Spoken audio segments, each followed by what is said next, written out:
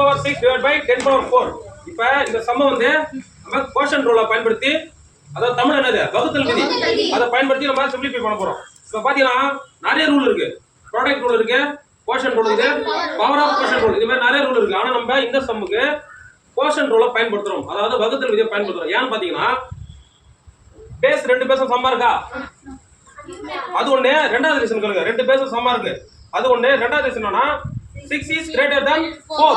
இந்த ரீசனால நம்ம என்ன பண்றோம், கோஷன் ரூலை பயன்படுத்துறோம். ஓகேவா? அது எப்படி சொல்லிட்டு பார்த்தோம் பாருங்க. சொல்ல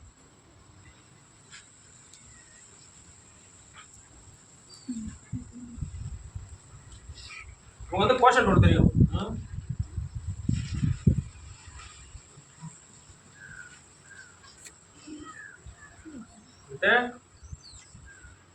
a power m divided by a power n. பாருங்க 2 பேஸ் சமமா இருக்கா, அதனால ஒரு பேஸ் எடுத்துக்கலாம். சச்சா இப்போ என்ன பண்றோம், பவரை வந்து மைனஸ் பண்றோம். எப்படி பண்றோம், m minus n. புரியுதா? ரெண்டு பேஸ் சமமா இருக்கு, ஒரு பேஸ் எடுத்துக்கிறோம், பவரை வந்து மைனஸ் பண்றோம், m minus n. இது அப்படியே இந்த சம்ல இப்ப அப்ளை பண்ணலாமா?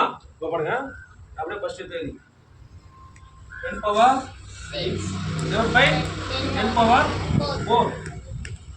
நீங்க என்ன படிக்கிறாங்க அதே மாதிரி பண்ணலாமா? ஃபர்ஸ்ட் என்ன படிக்கிறாங்க, 2 பேஸ் சமமா இருக்கு, ஒரு பேஸ் எடுத்துக்கலாம்ல, அதே மாதிரி நம்ம ஒரு பேஸ் எடுத்துக்கலாமா? பண்ணதுனா 10.